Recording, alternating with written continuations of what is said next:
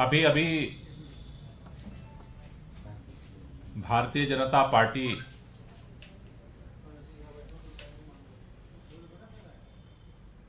के प्रवक्ता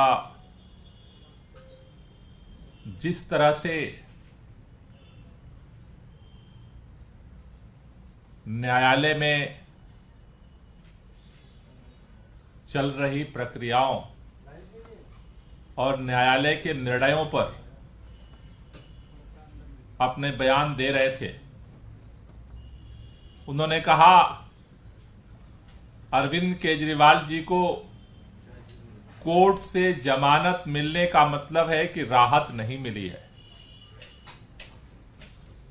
यानी कि पिछले दिनों कोर्ट से जमानत मिलने के बाद जिस तरह से तेजी के साथ भारतीय जनता पार्टी षड्यंत्र को आगे बढ़ा रही है और आज की प्रेस कॉन्फ्रेंस के माध्यम से जिस तरह से भारतीय जनता पार्टी ने ऐलान किया है, इसका मतलब यह साफ साफ दिख रहा है कि अदालत में 1 तारीख की सुनवाई की तिथि देने के बावजूद भारतीय जनता पार्टी अरविंद केजरीवाल जी को गिरफ्तार करने के लिए नए षड्यंत्र कर रही है। उस षड्यंत्र के तहत अरविंद केजरीवाल जी को गिरफ्तार करने के लिए नवा समन जारी किया गया। चूंकि उनको पता है कि उस समन को लेकर के वो अदालत में गए थे और उसको लेकर के अदालत के अंदर अभी कार्रवाई चल रही है। वो समन कानूनी है या गैर कानूनी है, इसका फैसला अभी अदालत को करना है। उसके पहले ही इतनी भाजपा की बेचैनी है कि फैसले पर फैसला सुनाई जा रही है। अदालत के फैसले का इंतजार करने का सब्र भारतीय जनता पार्टी को क्यों नहीं हो रहा है? शायद उनको लगता था कि जिस सम्मन को बार बार भेज रहे थे वो कोर्ट में विचाराधीन है, इसलिए एक नए केस में नया सम्मन भेजा गया, क्योंकि अब उनको भी भरोसा नहीं रहा कि उसके आधार पर गिरफ्तारी हो सकती या नहीं हो सकती। कल एक तीसरा षड्यंत्र शुरू हुआ। कल भारतीय जनता पार्टी ने ईडी से एक प्रेस नोट जारी करवाया और फिर वही पुराना टेप रिकॉर्ड निकाल करके लाए कि 100 करोड़ 100 करोड़ 100 करोड़ 100 करोड़। भारतीय जनता पार्टी के नेता अभी कई पन्ने दिखा रहे थे, मैं उनको केवल एक पन्ना दिखाना चाहता हूं। और कई सारे पन्ने पढ़ नहीं पाए, उनको अफसोस था कि पन्ने में पढ़ नहीं पा रहा हूं, टाइम कम है। मैं केवल एक ही पन्ना दिखा रहा हूं, ये कोर्ट का पन्ना है। कोर्ट ने भी ये स्टोरी जो उस समय चलाई जा रही थी, कोर्ट ने भी कहा कि जो 100 करोड़ का राग अलाप रहे हो ये डिबेटेबल है, इसका कोई साक्ष्य नहीं है। आज भी कोई साक्ष्य नहीं है। लेकिन कल फिर षड्यंत्र करके प्रेस नोट जारी किया गया एक परसेप्शन बनाने के लिए कि अरविंद केजरीवाल भी इस षड्यंत्र में शामिल है। पहला सम्मन जब जारी कर रहे थे तब षड्यंत्र में शामिल नहीं थे। दूसरा जब सम्मन जारी कर रहे थे षड्यंत्र में शामिल नहीं थे। तीसरा सम्मन जारी किए तो षड्यंत्र में शामिल नहीं थे। चौथा सम्मन जारी किए तो षड्यंत्र में शामिल नहीं थे। पांचवा सम्मन जारी किए तो षड्यंत्र में शामिल नहीं थे। छठा सम्मन जारी किए तो षड्यंत्र में शामिल नहीं थे। सातवां सम्मन जारी किए तो षड्यंत्र में शामिल नहीं थे। आठवां सम्मन जारी किए तो षड्यंत्र में शामिल नहीं थे। नौवां सम्मन जारी किए तो षड्यंत्र में शामिल नहीं थे। और अगर नहीं थे तो सम्मन क्यों जारी किया था? आज षड्यंत्र में शामिल हो गए क्योंकि उन सम्मन पे कोर्ट विचार कर रहा है। फैसले का इंतजार करने का भी शायद समय नहीं बचा है। क्यों नहीं बचा है? क्योंकि इस देश के अंदर भारतीय जनता पार्टी का भ्रष्टाचार का काला चिट्ठा इलेक्टोरल बॉन्ड की चंदा चोरी की सच्चाई सामने आने के बाद खुल चुका है। अब बेचैनी बढ़ रही है कि अगर देश की जनता इस महाघोटाले के सच को समझ लेगी तो 400 पार का नारा कहीं 40 पार में न तब्दील हो जाए। और इसलिए कल सीबीआई ने भी कहा अभी बड़े बड़े लोगों को गिरफ्तार करना है होने वाले। यह साफ दिखा रहा है कि विपक्ष के नेताओं को गिरफ्तार करने का तेजी के साथ प्लान बन रहा है। और पिछले अदालत में अरविंद केजरीवाल जी को पहले क्या करते थे, अदालत का सम्मान नहीं करते, कोर्ट में नहीं जाते, अदालत का सम्मान नहीं करते, कोर्ट में नहीं जाते। अरविंद केजरीवाल कोर्ट में गए, कोर्ट ने उनको मुचलके पर जमानत दी। कोर्ट ने कहा इस पर सुनवाई 1 तारीख को होगी। हम कोर्ट का सम्मान करते थे, करते हैं, करते रहेंगे, लेकिन भारतीय जनता पार्टी के षड्यंत्र का मुकाबला करते थे, करते हैं और करते रहेंगे। भारतीय जनता पार्टी के इस तरह के षड्यंत्रों का से न हम डरने वाले हैं, न झुकने वाले हैं। न कल इनके पास कोई सबूत था, न आज कोई सबूत है। कल भी केस फर्जी था, आज का भी षड्यंत्र फर्जी है। रही बात गिरफ्तार करने की है तो आज तो आपका पूरे देश के अंदर तानाशाही का राज चल ही रहा है। जिसको मर्जी जैसे भी उठा लो। पन्ने पड़ रहे थे, शायद भाजपा के नेताओं को छगन भुजबल जी का भी फाइल थोड़ी ढूंढवानी चाहिए, जिसके आधार पर उनको जेल में बंद किया गया था। वो फाइलें को पन्ने कहां हैं? अशोक चौहान जी के फाइलों का भी पन्ना थोड़ा निकालना चाहिए और एक बार भारतीय जनता पार्टी के प्रवक्ताओं को पढ़ना चाहिए कि आखिर उन पन्नों पे कौन सी क्लोजर रिपोर्ट इन एजेंसियों ने दी है जिसके आधार पर आपने उन्हें राज्यसभा भेजने के निर्णय ले लिया। तो आपके भ्रष्टाचार का तो आपकी पार्टी में जो आ जाए वो साधु बन जाता है, बाकी जो विरोध में है वो सब भ्रष्टाचारी हैं। लेकिन देश इस बात को जानता है, आप जितने मर्जी षड्यंत्र कर लीजिए, जितने मर्जी खबरें बना लीजिए, जितने नेताओं को गिरफ्तार कर लीजिए, इन सब चीजों से इलेक्टोरल बॉन्ड के महाघोटाले का जो सच है उसे रोका नहीं जा सकता और भाजपा को इसका जवाब देना पड़ेगा। कोई क्वेश्चन हो तो ले लीजिए। गोपाल जी, आप लोग लगातार यही सवाल पूछ रहे थे कि अरविंद केजरीवाल को ईडी किस कैपेसिटी में समन कर रही है, तो अब उसका जवाब कल के प्रेस रिलीज में आ गया है कि वो सीधे तौर पे कॉन्स्पिरेटर कहा गया अरविंद केजरीवाल, मनीष सिसोदिया को। तो उस पे क्या कहेंगे? ये ज्ञान कब प्राप्त हुआ ईडी को?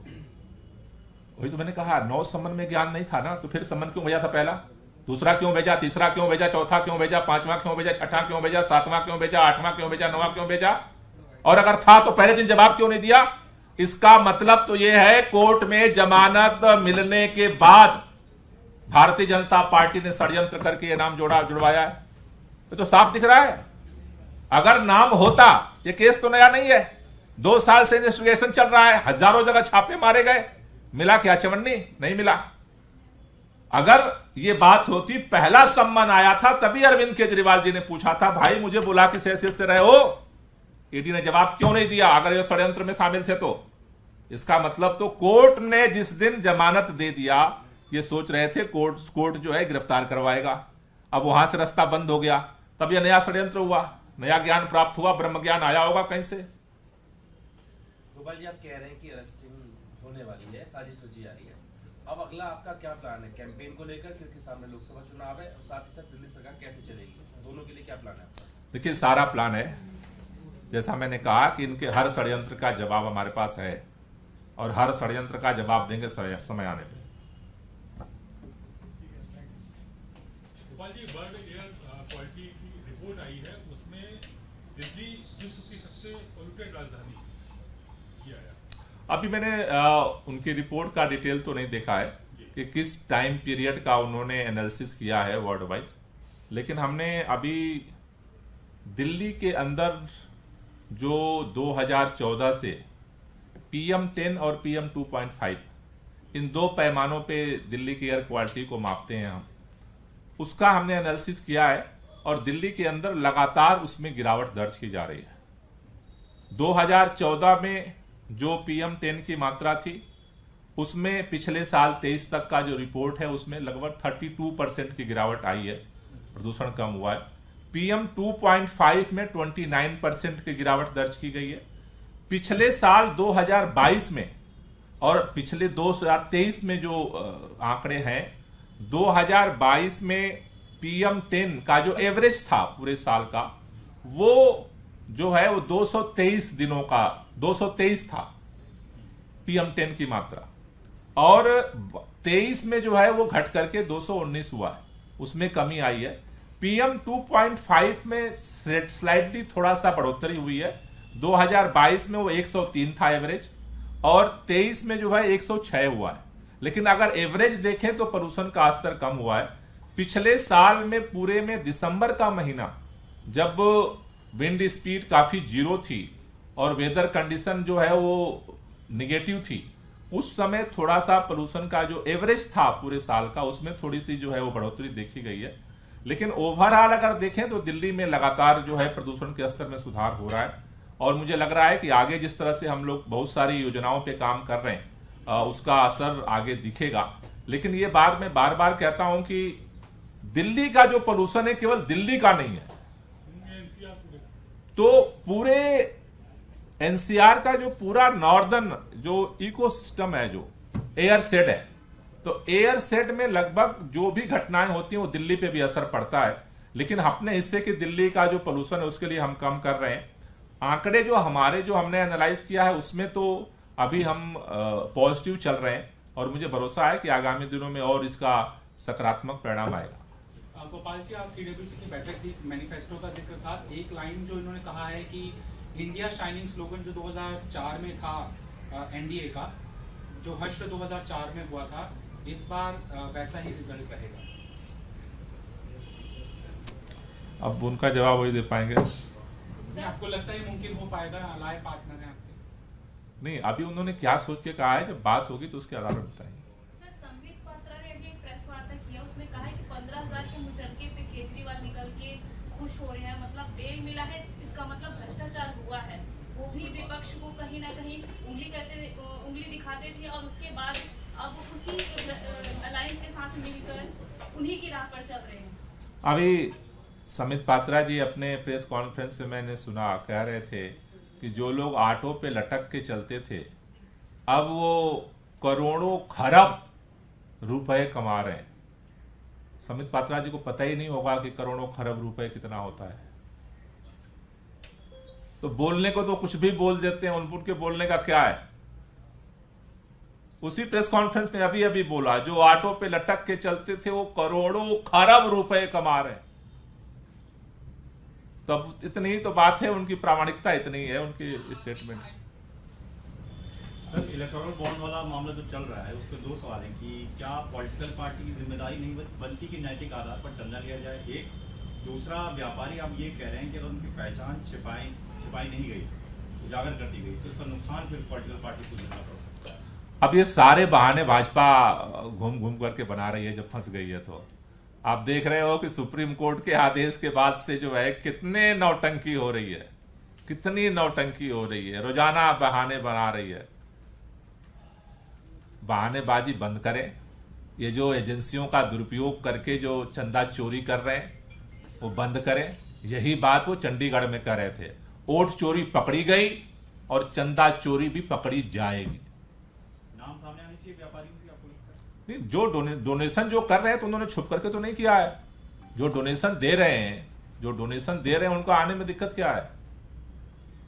भाजपा को किस बात का डर लग रहा है? दूसरों को तो डर लग रहा है, समझ में आता है कि छापे मारोगे, ईडी फिर भेजोगे। उसको किस बात का डर लग रहा है? क्योंकि उसे पता है जो ये लिस्ट आ रही है ना कि यहां छापा यहां डोनेशन, यहां छापा यहां डोनेशन, यहां छापा यहां डोनेशन, यहां छापा, इससे उस टैली से डर लग रहा है। क्योंकि देश समझ रहा है कि कहां से पैसा और कैसे आया। भाजपा इतनी बेचैन कौन है? भ्रष्टाचार के खिलाफ तो उसकी लड़ाई चल रही है। उसको तो तुरंत ही सुप्रीम कोर्ट के आदेश आया नहीं कि रात शाम को जारी कर देना चाहिए। उसको इतना डर क्यों लग रहा है? क्या छुपाना चाहती है? भाजपा को डर लग रहा है, आप समझने की कोशिश करिए। तो मतलब तो साफ है कि कितना बड़ा इसमें घोटाला हुआ है।